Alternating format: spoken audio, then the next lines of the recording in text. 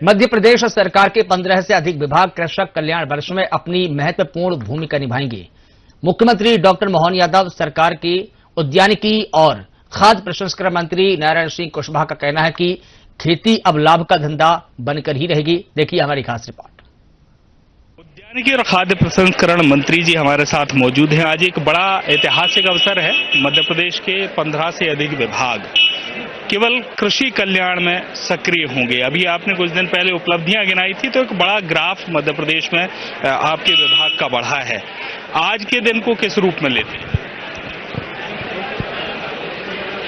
मध्य प्रदेश के मुख्यमंत्री माननीय डॉक्टर मोहन यादव जी ने यह वर्ष किसानों के लिए कृषि वर्ष घोषित किया है और आज इसका प्रारंभ यहाँ जमहूरी मैदान से किसानों की विशाल ट्रैक्टर रैली निकाल करके शुभारंभ किया है। वो किसानों के विभिन्न हितों में उन्हें लाभ के लिए, चाहे पशुपालन विभाग हो, सहकारिता विभाग हो, कृषि विभाग हो और उद्यानिकी विभाग हो, ऐसे अनेकों करीब 18 के लगभग विभाग इसमें जोड़े गए हैं और वो सब किसानों को किस तरीके से एक आय उनकी बढ़े, उपज उनकी बढ़े, इस सब पे इस वर्ष भर काम चलेगा जो, क्योंकि भारत के प्रधानमंत्री माननीय नरेंद्र मोदी जी समृद्ध किसान समृद्ध भारत, उसी के साथ में ये समृद्ध मध्य प्रदेश और समृद्ध किसान खुशहाल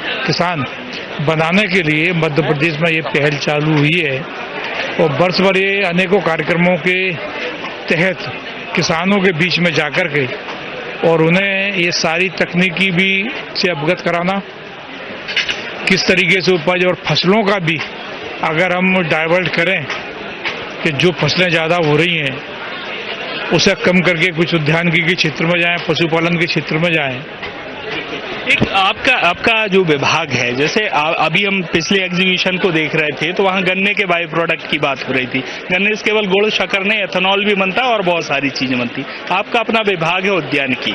अगर फूलों की खेती मध्य प्रदेश में होती है तो सीमित ये नहीं है कि भगवान को चढ़ाना है या सजावट में लगाना है। अब उसके भी बाई प्रोडक्ट को लेकर सरकार आगे योजना बनाएगी कि लोग जो युवा है, किसानों के बच्चे हैं, वो कैसे उद्योग और व्यापार से जुड़ जाए, क्योंकि सूखा हुआ फूल जो है वो धूप बनाने के काम भी आने लगता है। तो इन तमाम रास्ते अब मध्य प्रदेश सरकार किसान कल्याण में खोल रही है। क्या है, फूलों की खेती में भी गुलाब के फूलों के कई उपयोग हैं।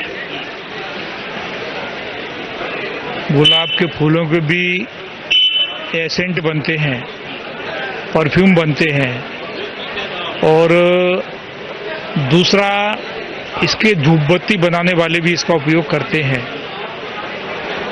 गुलकंद भी बनता है, हमारा देसी गुलाब।